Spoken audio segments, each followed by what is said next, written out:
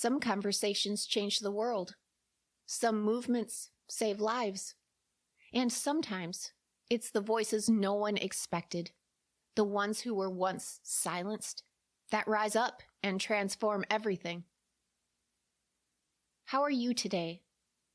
It's Melissa with Hang In There. Today, this episode is different. Sadly, our headlines are starting to look like warnings, and I can no longer stay silent about them.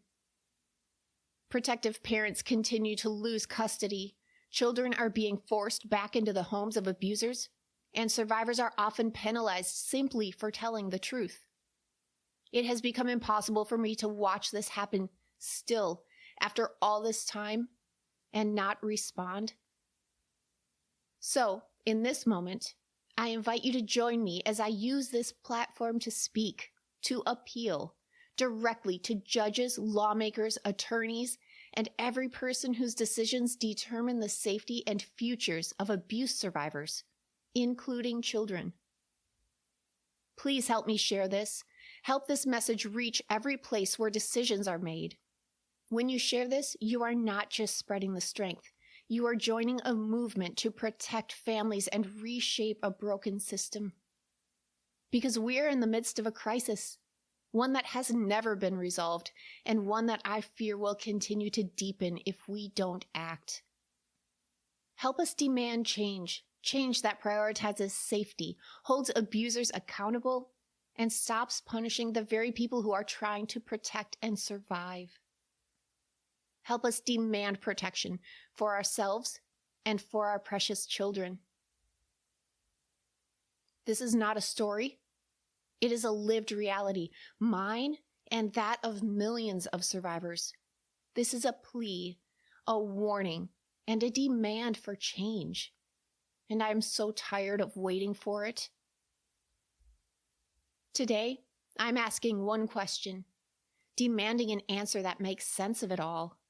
Because this question is not mine alone. It belongs to all of us. Are you listening? I want to believe that you don't yet understand what has been allowed to continue under your watch, under your system, your rules, your guidelines. Because if you did understand, if you truly saw the damage being done, I want to believe that you wouldn't allow it. Have you ever stopped to notice the ripple effects of inaction?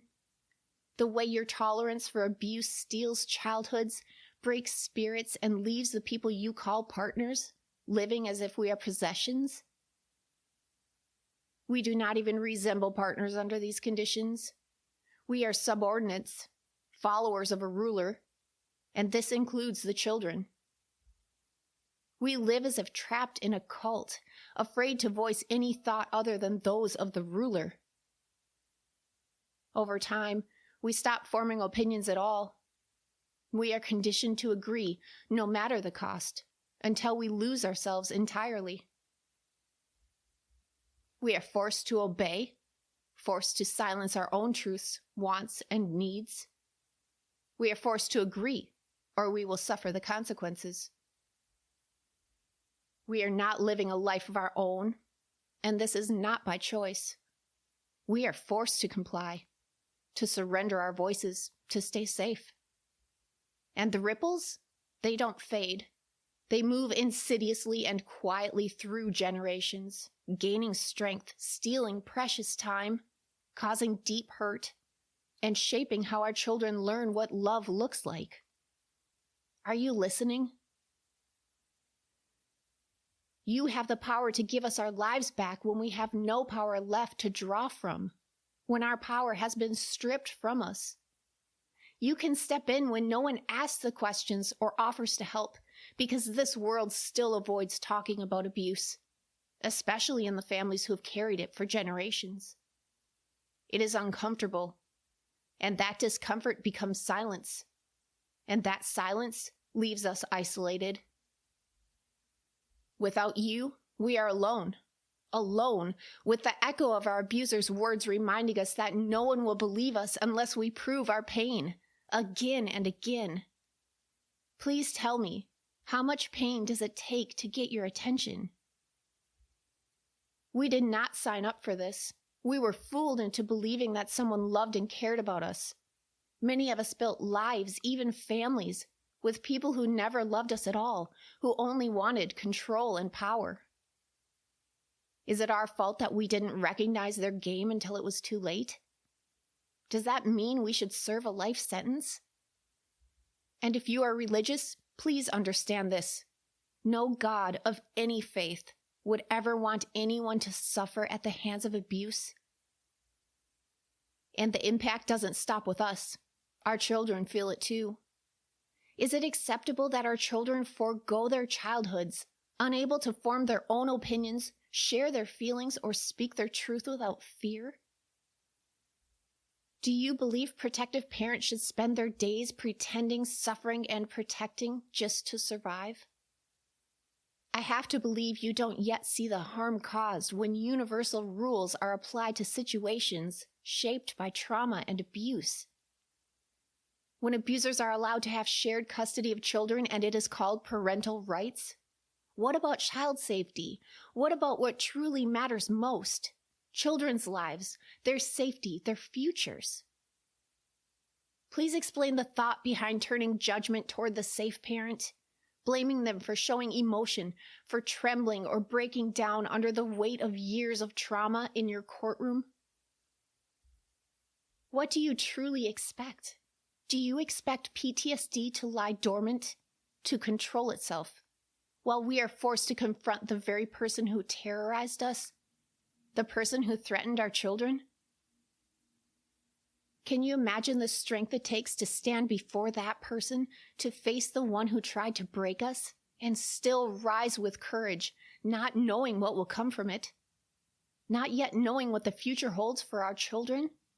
To stand there shaking, screaming inside while every part of us is completely triggered, dissociating or panicking, reliving the trauma in front of everyone, long before we ever had the chance to heal? Our bodies begging to escape, pleading for a safe place to hide. And still, we stay. We try. We try for ourselves and even more for our innocent children, hoping with everything we have that the system meant to protect us doesn't just look the other way. In your courtroom, you hold the power to make a difference. Yet survivors continue to feel unheard, unprotected, and disrespected. You have the opportunity to save lives and give lives back, to give children their childhoods back. And still, here I am, feeling the same frustration and hopelessness I felt over 20 years ago. Why haven't things progressed? I have to believe that you do not yet understand, because if you did, if you truly saw this for what it is, you would act. Please tell me that you would help, that you would listen. How can you believe that one rule for everyone should guide your decision-making? Why is that acceptable? Do you not have the time or the willingness to see each case as a life, not a file? Because when you fail to see lives, here's the reality you're overlooking. Nearly half of all adults, men and women, have experienced psychological aggression from someone they trusted. 1 in 4 women and 1 in 7 men have endured physical violence at the hands of someone who once claimed to love them. And coercive control, where one person dominates another through fear, isolation, and manipulation, affects an alarming number of survivors. In abusive relationships, nearly half report being controlled in these ways. And for many, coercive control is only the beginning. A significant portion also go on to experience physical violence. Remember, these statistics come from reported cases, and half of all domestic violence cases go unreported. Please do the math. Abuse isn't rare. Abuse affects millions of the very people you were sworn to protect. If you do not have the time, then please put educated people in place who can devote time to protecting us. People who can recognize trauma, the patterns, the danger, before another life is lost, another child broken. We are suffering, living as prisoners in our own homes, not in some distant country, not hidden away from the world, but right here, surrounded by people who could help. People who are only minutes away, a phone call away, and yet they choose not to answer. How are we supposed to feel safe enough to leave when our own government refuses to step up and protect us? Why are we still hearing, why didn't she just leave? Instead, we should be asking, why didn't our country help her feel safe enough to leave? You say you must be fair, but fair to whom? Abusers hurt those they're supposed to love and protect. And yet you desire to be fair to them? Why? Because they fathered or mothered children? Because they share DNA? Does that give them the right to keep hurting those children? To keep controlling so-called partners they trapped with lies and control? And then you ask us for proof? Do you really believe we would make this up? Why on earth would we choose this fight? Imagine stepping into the courtroom, unrepresented, alone. Your children nearly grown, with no motive except to leave an abusive relationship and protect your children and yourself. Imagine you had waited years until you believed you had a fighting chance, only to discover that a file containing all of your documentation, personal and legal, your proof, was ignored and treated as if it never existed. Imagine walking into the very place that promised justice and realizing your pain is just another story in a forgotten file. Picture yourself having to beg the person who hurt you and your children, just to reclaim pieces of your own life. Your baby pictures, your personal belongings, the things that tell your story. And the court? Silent. No one steps in. No one protects you.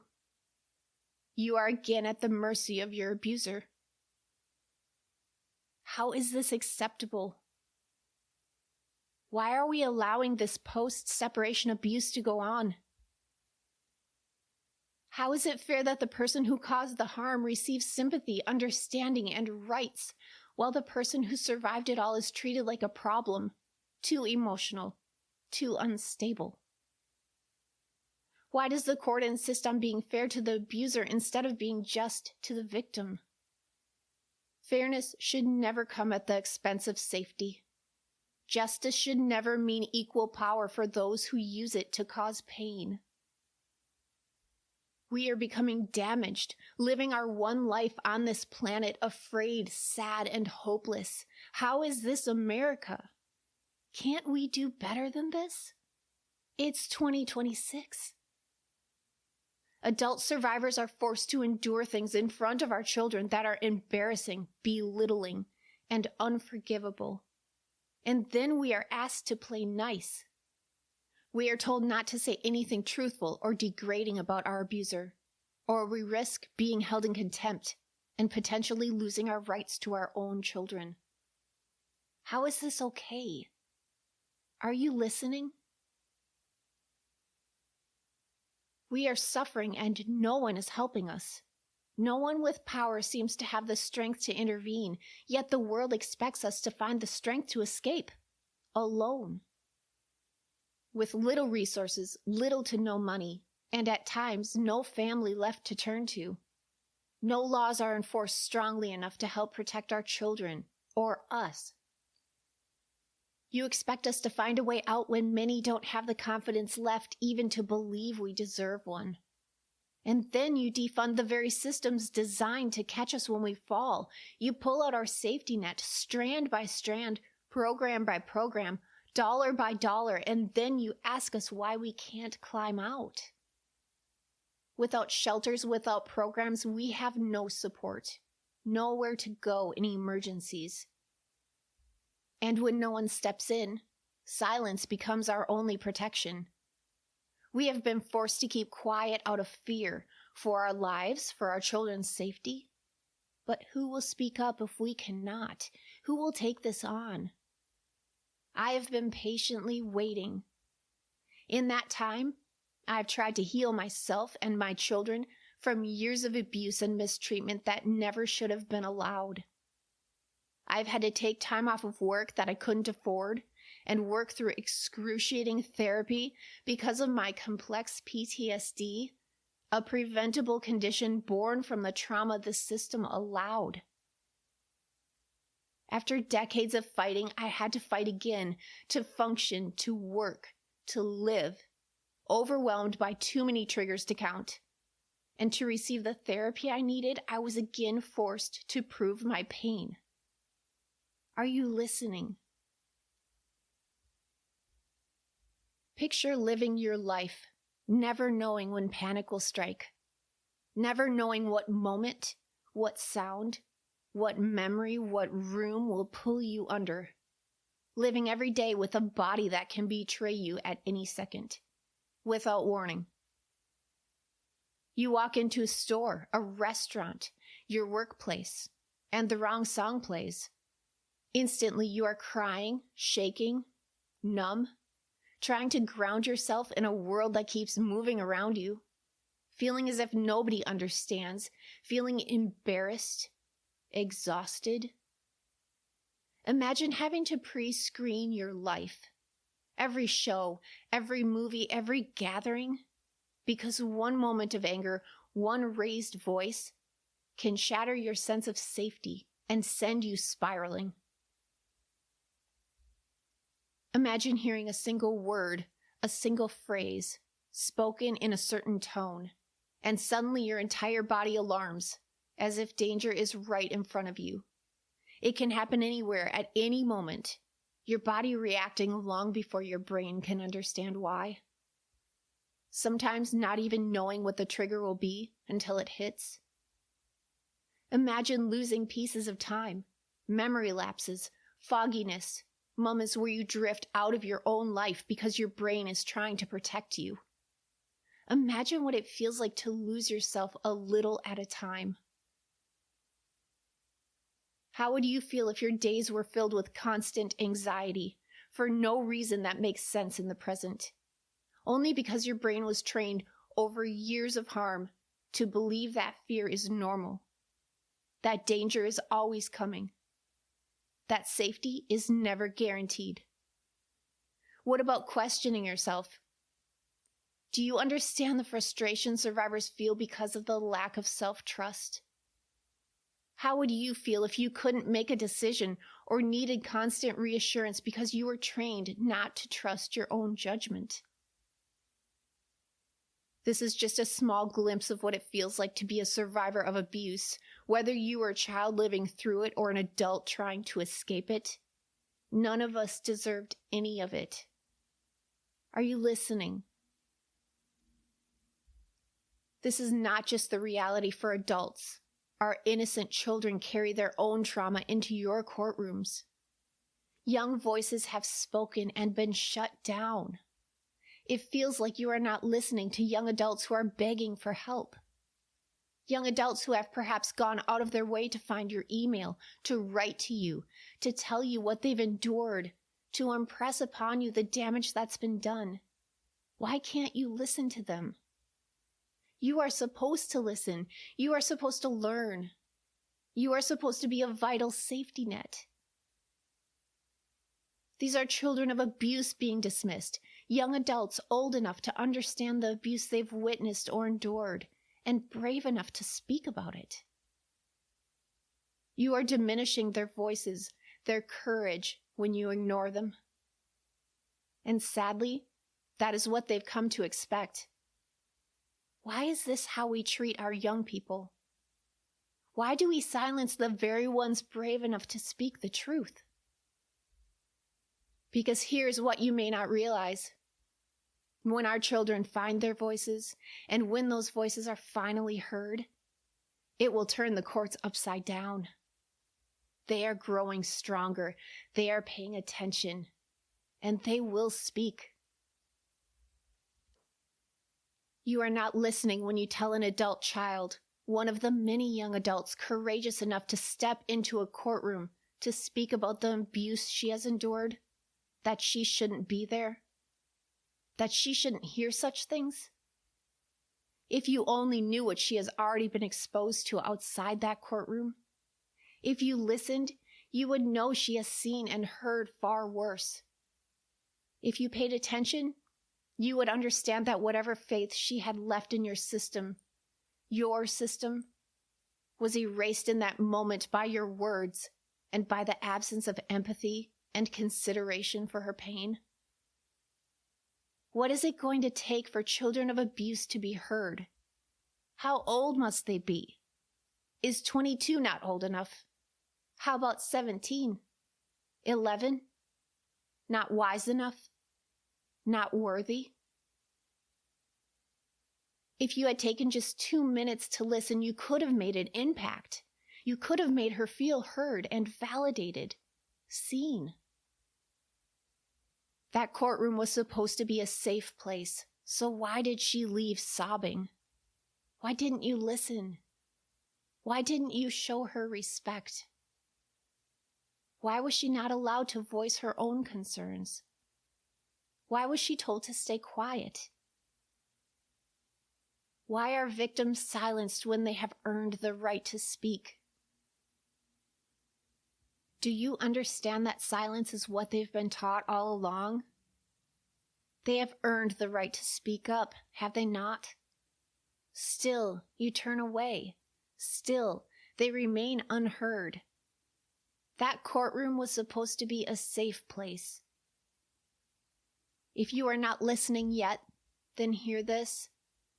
Currently, the family court system appears to reflect the very patterns of abuse, patterns we as abuse survivors know all too well. Power without accountability, control without understanding, and decisions influenced by money rather than safety. Our voices feel unheard, minimized, and dismissed. And too often, the outcome seems predetermined by who can afford to fight. A system that behaves this way does not earn our trust. It erodes it. Are you listening? Is this what America stands for? Is this what you stand for? Is this what you want to be known for?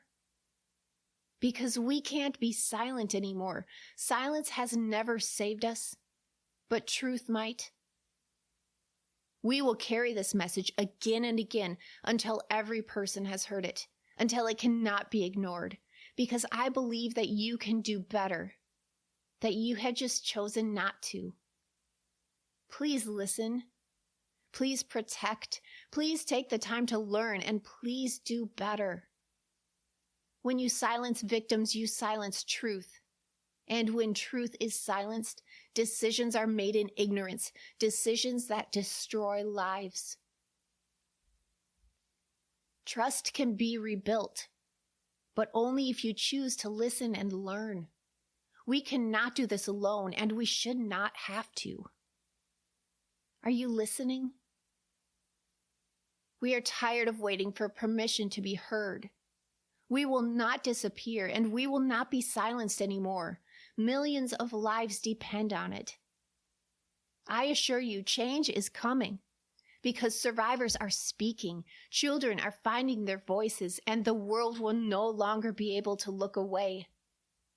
We beg you to listen, because with all due respect, whether you listen or not, we will never stop rising together again and again, and we will never stop protecting our children, no matter the cost.